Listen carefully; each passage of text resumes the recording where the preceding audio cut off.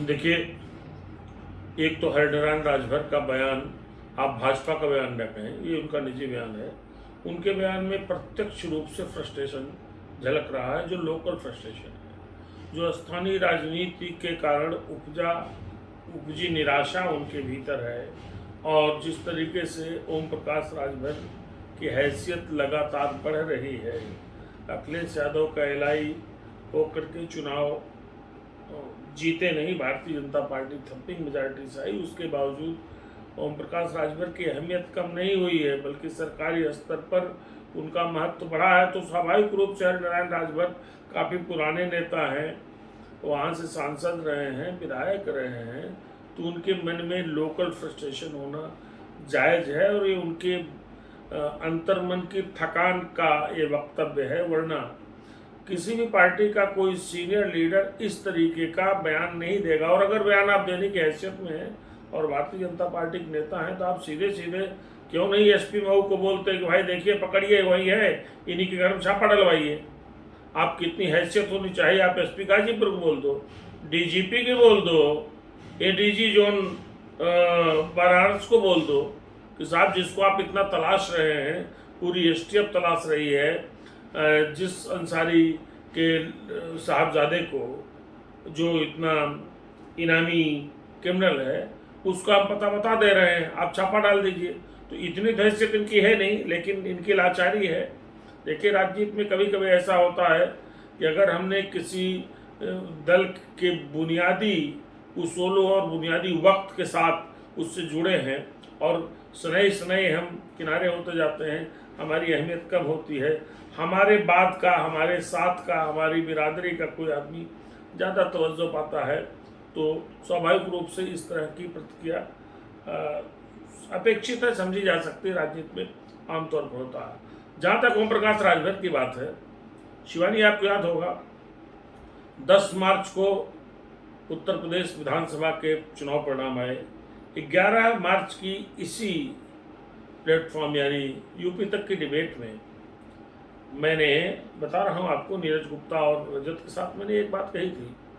हमने देखिए इन परिणामों ने साबित कर दिया है कि अब ओम प्रकाश राजभर 2024 के लिए भारतीय जनता पार्टी की सबसे सख्त जरूरत है, सबसे सख्त जरूरत है। अगर भारतीय जनता पार्टी को पूर्वांचल की कई लोकसभा सीटों पर निष्कंटक जीत हासिल करनी है, तो उन्हें ओम प्रकाश राजभर को साथ रखना पड़ेगा। और यहाँ एक चीज़ और स्पष्ट कर दूँ, ओम प्रकाश राजभर, मैंने ये भी कहा था कि ओम प्रकाश राजभर की भी न्यूनतम आवश्यकता है कि वो भारतीय जनता पार्टी के साथ जाएं, क्योंकि 2022 के असेंबली इलेक्शन के पहले ओम प्रकाश राजभर के परिवार में ही इस बात को लेकर के काफ़ी घमासान था या द्वंद्व था कि किसके साथ रहा जाए, अखिलेश के साथ रहा जाए या भारतीय जनता पार्टी के साथ चला जाए। जहाँ तक मेरी जानकारी है, इनके दोनों बेटे और पार्टी के बहुत से लोग चाहते थे कि भारतीय जनता पार्टी के साथ रहे, लेकिन ओम प्रकाश राजभर मजे हुए राजनेता, उन्होंने समझा। और ओम प्रकाश राजभर की हैसियत आप इसी बात से समझ सकते हैं, या आप यूँ कहें कि अंसारी परिवार और ओम प्रकाश राजभर की जो बॉन्डिंग है, दोनों लोग आते गाजीपुर से हैं, और ओम प्रकाश राजभर इसी असेंबली इलेक्शन में जहूराबाद से नॉमिनेशन पेपर दाखिल करने के बाद खाली एक दिन गए और बहुत बम्पर वोट से उनकी जीत हुई। दूसरी चीज महत्वपूर्ण क्या है कि गाजीपुर, आजमगढ़, अंबेडकर नगर, कुछ जौनपुर, कुछ मऊ, ये ऐसे ज़िले हैं। प्रथम 3 जिलों में तो भारतीय जनता पार्टी, जिसने इतना वर्चस्व स्थापित किया, दोबारा सरकार बनाई, सारी रवायतें तोड़ी, वो इन 3 जिलों में शून्य पर रह गई, मतलब बोहनी नहीं हुई। मऊ में 50%, जौनपुर में 50%, वही 50% में 50% एलाइज। ऐसे बहुत से ज़िले हैं जहां भारतीय जनता पार्टी को बड़ी चोट लगी है।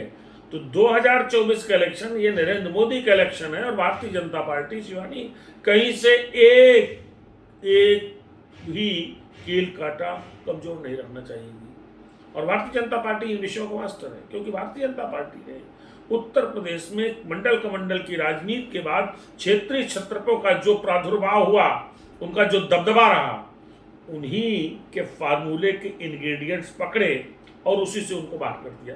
लगातार 8 साल से बड़े पेस के साथ आगे बढ़ रही है। तो भाजपा तो इन सब चीज़ों को पकड़ती है। और आप ध्यान रखिएगा, ओम प्रकाश राजभर भारतीय जनता पार्टी का हिस्सा होंगे, सुनिश्चित है। मैं लगातार कह रहा हूँ, पिछले कई महीनों से कह रहा हूँ, और इस बात का इल्हाम श्रीमान राजभर जी, हरनारायण जी जो हैं, जिन्होंने कार में बैठ करके ये बयान दिया, उनको भी पता है, उनको भी पता है। और उनको ये भी पता है कि कोई कितना दावा करे, भारतीय जनता पार्टी ने कितने प्रयोग किए। हरनारायण राजभर वहाँ सांसद रहे, विधायक रहे, मुझे लगता है कि एक बार शायद राज्य मंत्री बनाए गए थे, नहीं बनाए गए थे, मुझे एग्जैक्टली याद नहीं है, शायद किसी सरकार में रहे हैं। चलिए, और अनिल राजभर को कैबिनेट मंत्री बनाया है भारतीय जनता पार्टी ने, पहले राज्य मंत्री स्वतंत्र प्रभार बनाया, कैबिनेट मंत्री बनाया। सकलदीप राजभर को भारतीय जनता पार्टी ने बलिया से राज्यसभा भेजा है। आप कितने राजभर आजमा लो, लेकिन राजभरों का नेता अगर कोई है तो ओम प्रकाश राजभर ने साबित किया है कि वही है। मतलब ईस्टर्न यूपी के समूचे हिस्से में कहीं आप चले जाइए, अगर राजभर लोगों में किसी को ज़्यादा तवज्जो मिलती है, जिसको उस जात के लोग अपना नेता मानते हैं, तो ओम प्रकाश राजभर है। तो स्वाभाविक रूप से जब उनको पता है नारायण राजभर या किसी राजभर को, भाई इस तरह का बयान तो अनिल राजभर या सकलदीप राजभर या और कोई राजभर भी दे सकते थे, जो भारतीय जनता पार्टी के बड़े नेता हैं, स्थापित नेता हैं। तो और चूंकि ध्यान रखिएगा, ये वैसा इलाका है, वो इलाका है जहाँ से स्वयं इस उम्र में एक बार दोबारा लोकसभा जाने की जरूर सोच रहे होंगे हरनारायण राजभर, क्योंकि नरेंद्र मोदी जी की आंधी जब चलती है तो उसमें बड़े बड़े कई चुनाव हारे भी निकल जाते हैं। जाइए, नॉमिनेशन दाखिल करके आइए, चुनाव जीत लीजिए, इस बात का सर्टिफिकेट आजकल नरेंद्र मोदी उत्तर प्रदेश में हो गए। तो ऐसी सूरत में उनका भी लक्ष्य होगा 2024 में टिकट मिले। लेकिन अगर ओम प्रकाश राजभर भारतीय जनता पार्टी के लाई बनते हैं तो सुनिश्चित रूप से ये जो घोसी सीट है ये जाएगी उनके खाते में, भारतीय जनता, या हो सकता है एक आध और सीट जाए। फिलहाल भारतीय जनता पार्टी में इस बात का विचार गंभीरता चल रहा है कि ओम प्रकाश राजभर को एक सीट लोकसभा के दी जाए, दूसरी सीट मांग सकते हैं। तो उनका आना है। ऐसी सूरत में इस तरह की बयानबाजी चल रही, इसका कोई गंभीर अर्थ मेरे दृष्टि में नहीं है, और न ही इसको भारतीय जनता पार्टी का मत या मंतव्य माना जाना चाहिए। ये हरनारायण राजभर का निजी मसला है। और आपने देखा नहीं, अब हमारे दुर्गा किंकर सिंह ने खुद बता दिया कि ओम प्रकाश राजभर ने हरनारायण राजभर को किस दृष्टि से लिया। ओम प्रकाश राजभर का ही इशारा था कि कच्ची पीते हैं, मतलब पीएलए टाइप के, हो सकता मूड में रहे हैं, उसी वक्त उन्होंने बोल दिया हो। हालांकि आपराधिक विषयों में इस तरह के बयान किसी भी राजनेता को देने से परहेज करना चाहिए। कुल मिला के लम्बा यही समझ में आता है। जी प्रियंका, पहले तो एक बात बहुत साफ जान लीजिए कि अब्बास अंसारी या मुख्तार अंसारी और उनसे ओम प्रकाश राजभर के रिश्ते ये राजनीतिक भी हैं, निजी भी हैं, इनके अलग अलग मायने हैं। लेकिन ये जो सियासत करने वाले लोग होते हैं, ये अपनी ज़रूरत को तवज्जो देते हैं। ज़रूरत क्या है? मैंने आपसे क्या कहा? मैं मुसलसल 11 मार्च 2022 से यह बात कह रहा हूँ, 50 बार कह चुका कि ओम प्रकाश राजभर 2024 के लिए, 2024 जो प्रधानमंत्री नरेंद्र मोदी का चुनाव है, जो भारतीय जनता पार्टी के लिए बड़ा इम्तहान है, और अब हालात बदले हैं। हालात बदले यूँ हैं कि बिहार पहले जैसा नहीं रहा, वहाँ के पॉलिटिकल सिचुएशंस एकदम से बदल गए हैं। भारतीय जनता पार्टी को वहाँ संघर्ष करना पड़ सकता है। 2019 जितनी सीटें नहीं आने वाली हैं। महाराष्ट्र की पॉलिटिक्स आप देख रहे हैं, तो जब महाराष्ट्र और बिहार में सीटें कम आएंगी तो स्वाभाविक सी बात है कि भारतीय जनता पार्टी के लिए उत्तर प्रदेश में ज़्यादा सीटें लाने का बड़ा दबाव होगा। जब बड़ा दबाव होगा और नरेंद्र मोदी का खुद का इम्तहान होगा तो भारतीय जनता पार्टी कोई चूक नहीं करेगी। ओम प्रकाश राजभर को लेने में उसको कोई नुकसान नहीं है। मैं क्यों कहता हूँ, ओम प्रकाश राजभर 2022 के लिए भारतीय जनता पार्टी की जरूरत है, और बिना सत्तारूढ़ दल के साथ उत्तर प्रदेश में कोई भी क्षेत्रीय दल लंबे समय तक संघर्ष नहीं कर सकता, अस्तित्व नहीं बचा सकता है। उसको सत्ता के साथ जाना ही होगा। अखिलेश यादव कब तक संघर्ष करेंगे पता नहीं है, इसीलिए ओम प्रकाश राजभर किनारे हो लिए। ओम प्रकाश राजभर और भारतीय जनता पार्टी के रास्ते एक होने जा रहे हैं, इस बात के प्रबल आसार है। अब बात रही अंसारी परिवार से रिश्ते की। देखिए, अंसारी परिवार पॉलिटिकली बड़ा मजबूत परिवार है, इसमें कोई शक नहीं कि मुख्तार अंसारी माफिया है, बाहुबली हैं, एक बहुत बड़ा कोण रहे हैं उत्तर प्रदेश में जो माफिया गैंगवार है, ब्रजेश सिंह वर्सेस मुख्तार अंसारी का। लेकिन मरहूम सुभान अंसारी का गाजीपुर का जो परिवार है वो पॉलिटिकल परिवार भी है। पॉलिटिकल परिवार मतलब अफजाल अंसारी कितनी बार जब चाहते हैं लोकसभा जीत जाते हैं, विधानसभा पहुंचे हैं, और पिछली बार 2019 में आपको याद होगा मनोज सिन्हा जैसे कद्दावर राजनेता जिन्होंने आजाद भारत में गाजीपुर का सबसे ज्यादा डेवलपमेंट करने का प्रयास किया, उनको चुनाव में हरा दिया अफजाल अंसारी ने। मुख्तार अंसारी लगातार जीतते हैं, इस बार वो नहीं लड़े, उनके लड़के जीते। लेकिन इसका मतलब ये नहीं है कि ओम प्रकाश राजभर खाली मुख्तार अंसारी या अब्बास अंसारी या अफजाल अंसारी पर ही निर्भर है। हाँ, जहूराबाद में इस चुनाव में निश्चित रूप से अंसारी परिवार से उनकी बॉन्डिंग का लाभ उनको मिला अपने चुनाव में। लेकिन ध्यान रखिएगा, साल 2017 में इसी असेंबली सीट से, घोसी असेंबली सीट से, जब भारतीय जनता पार्टी के साथ ओम प्रकाश राजभर का अलायंस था, तो इन्हीं श्रीमान मुख्तार अंसारी के खिलाफ इनके कैंडिडेट को मुझे लगता है 92-93 वोट मिले होंगे। दुर्गा किंकर सिंह बता सकते हैं। 2017 में 93,000 लगभग 93,000 वोट मिले थे। इसका मतलब कि अगर मुख्तार अंसारी या अंसारी परिवार को ये राजभर ओम प्रकाश राजभर छोड़ भी देते हैं तो ओम प्रकाश राजभर कमजोर नहीं होने वाले, भारतीय जनता पार्टी से उनको ज्यादा मजबूती मिलेगी। इसलिए तो कह रहा हूं कि उनकी जरूरत तो है। अब बात रही इस वक्त की, इसमें कोई शक नहीं कि अब्बास अंसारी ओम प्रकाश राजभर की पार्टी के विधायक हैं, तो ओम प्रकाश राजभर क्या बोले, फिलहाल तो उन्हीं पार्टी के विधायक हैं।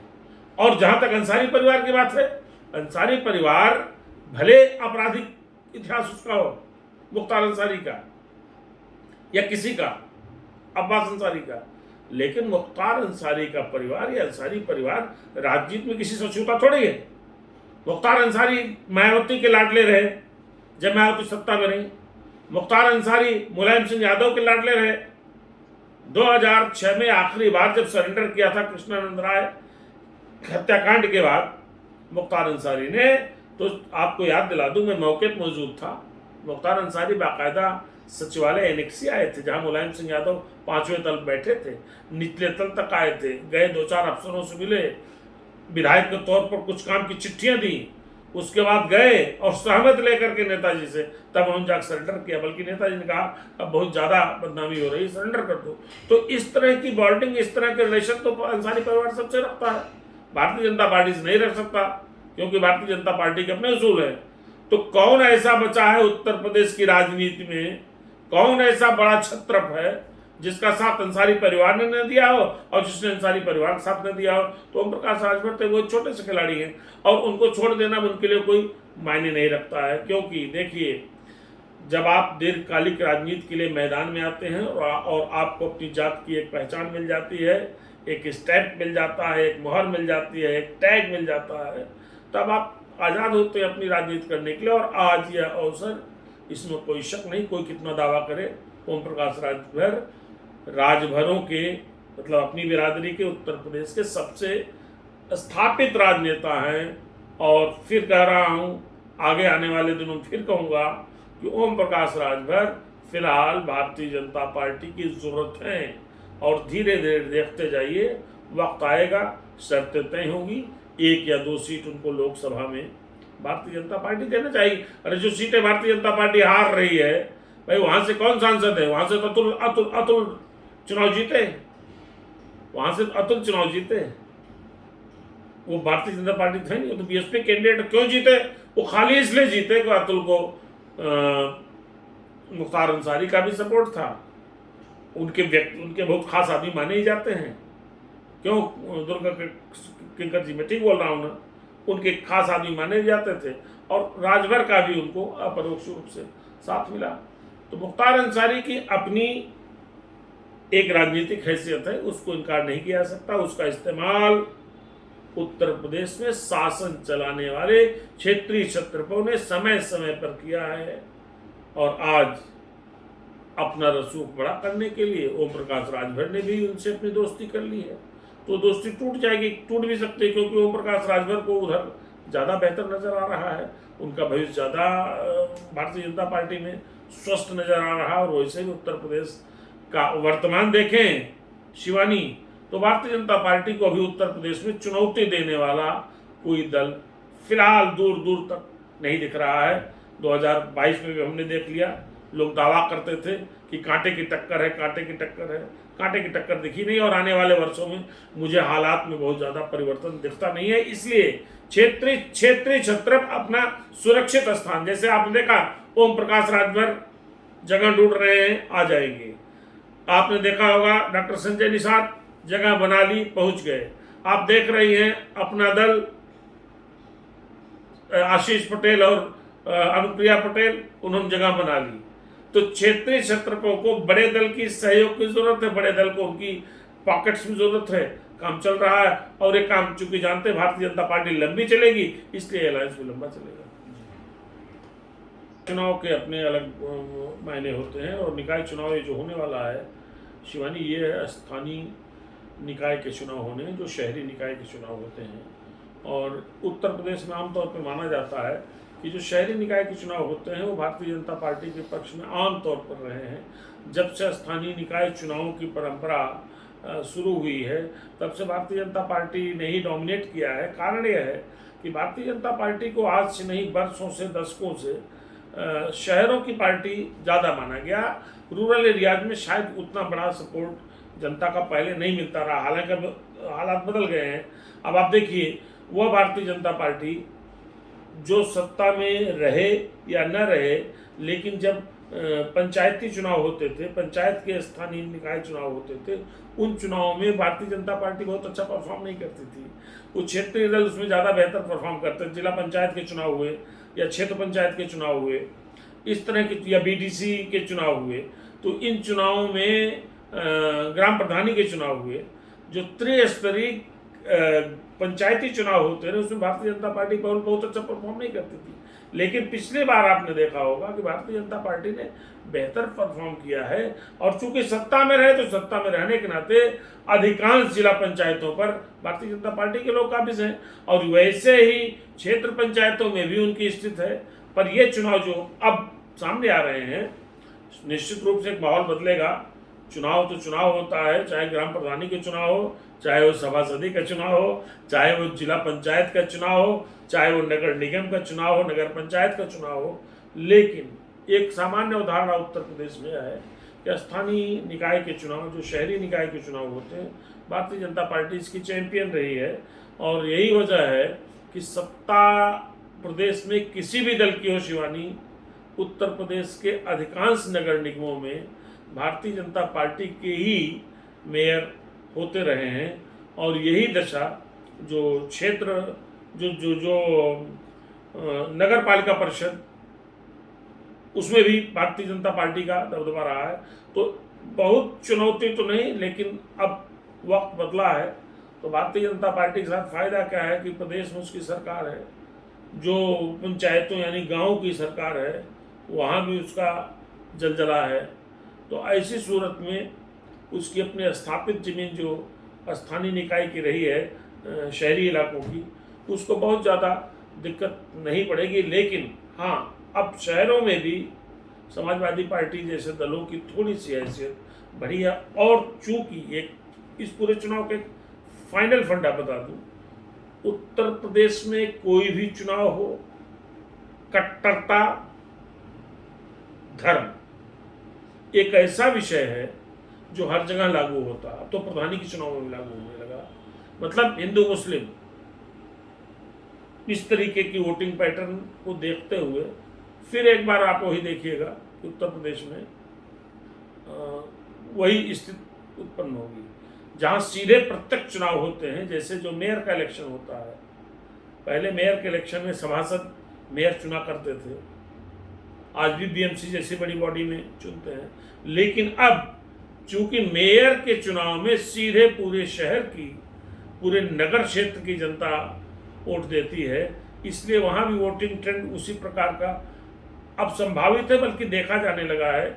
जैसे एसटी हसन मुरादाबाद के मेयर हो जाते हैं, लेकिन बाकी शहरों में आप देखिएगा, आप किसी और दूसरे शहर में आप किसी एक अल्पसंख्यक वर्ग का मेयर बता दीजिए, आप नहीं देखेंगी।